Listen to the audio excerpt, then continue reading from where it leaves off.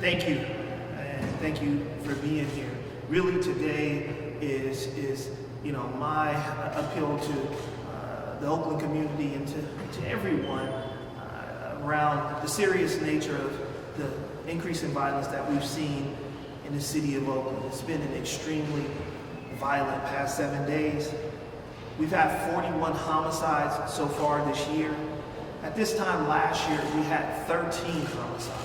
That's an increase of 215%. That is completely unacceptable, and it's tragic for a community to have to deal with this level of trauma and pain. My heart goes out to all of the families that have lost loved ones as a result of this violence in the city of Oakland.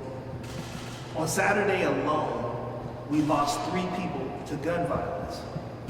Since March 11th, we've lost 13 people to homicide. This is unacceptable. President Biden called it an epidemic, one in which this city needs to respond to. So far, there's been 159 shootings, compared to 79 at this same time last year. It's a 101% increase in shootings. Our carjackings have risen to an unprecedented level. We have 149 carjackings compared to 57 this same time last year. It's a 161% increase. Our robberies are currently at 340 for the year compared to 226 this same time last year. That's a 50% increase.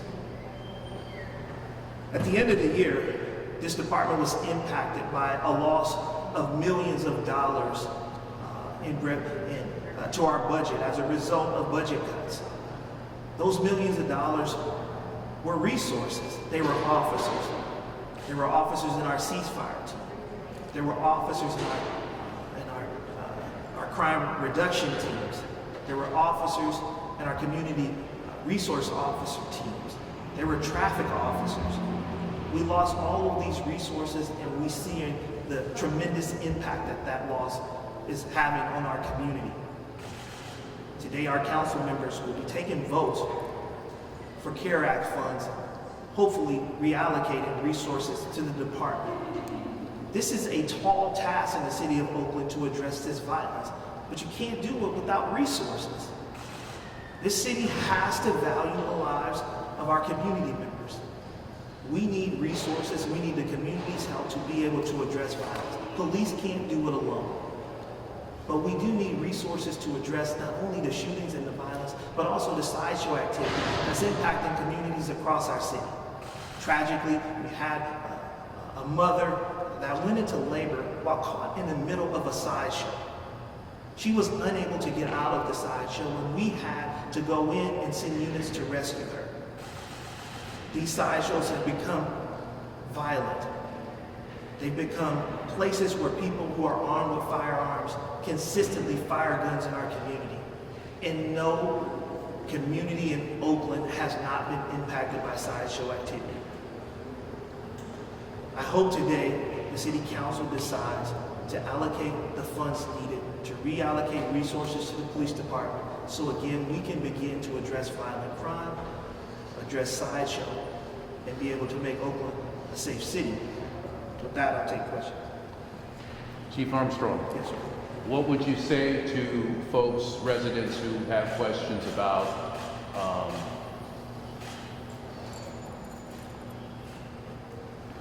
shifting of resources during weekend shifts, the extent to which tactically officers may need to pull back or pull away from a situation, or reassess progress of sideshow participants as they move throughout streets and highways? Yeah, there's only a limited number of resources without the access to overtime funds. So when you're attempting to address sideshow, you need to have a sideshow detail that's deployed specifically to address sideshow. When you have 3 homicides in a 24-hour period, that is taxing on your police officers. It forces us to use those resources that should be dedicated to reducing violent crime and trying to apprehend the people responsible for these shootings to addressing sideshow. but there's still not enough resources to do both. And so that's the challenge. Without these resources, we have to make a choice between, do we address violent crime or do we address sideshow, both of which are violent. We shouldn't have to do that. We should be given the resources that we need to be able to address both. And that's what I'm asking for.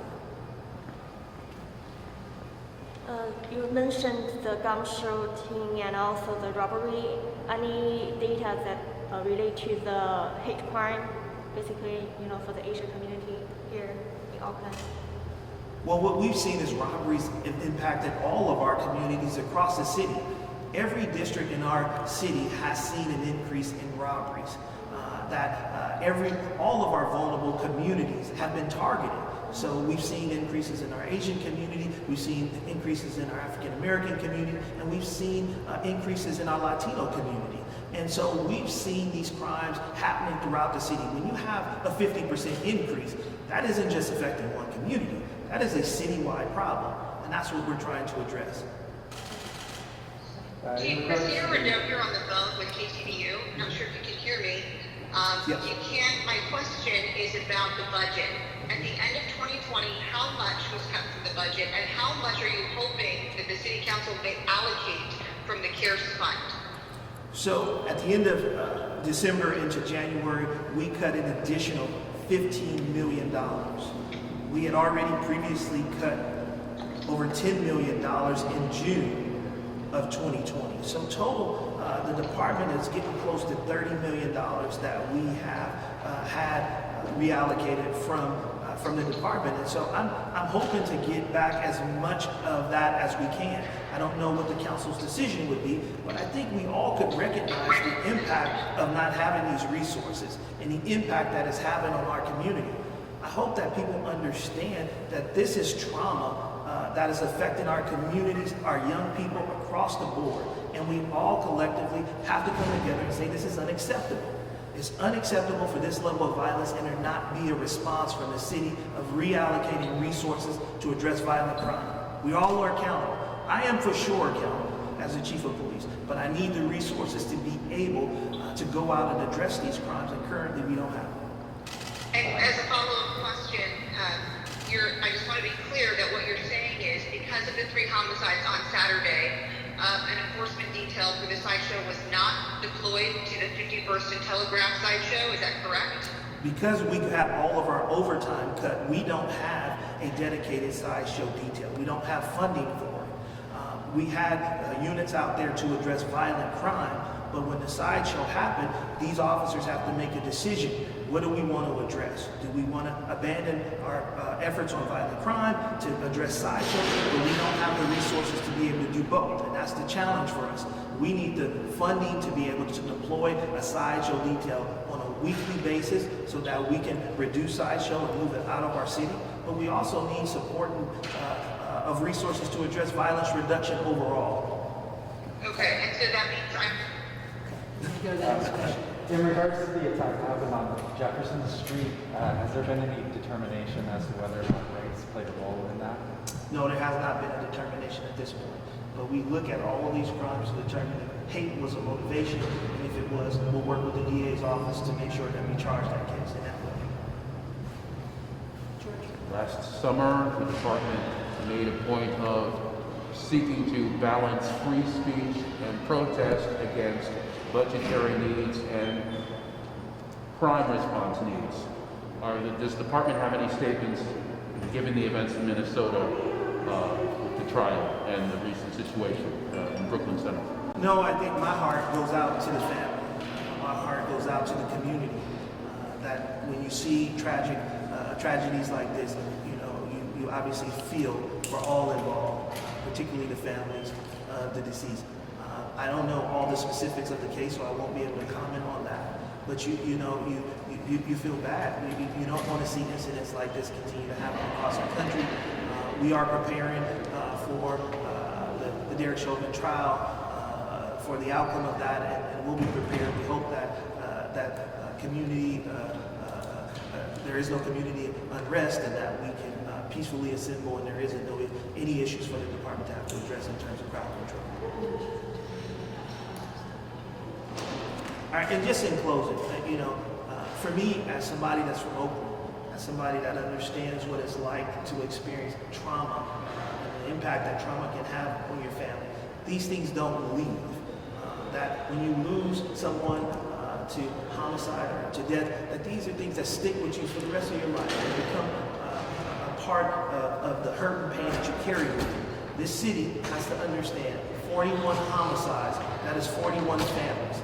41 families that are impacted by this violence. 41 families that are hurting. I hear the pain. I understand. I'm trying to do my best to address this by reallocating our resources to focus on violence. But today is important. Resources are needed within the Oakland Police Department. We should be able to respond to these crimes, and I hope today decisions are made that will help give us resources to be able to quickly address those things. So I thank you for being here, and we'll see what happens.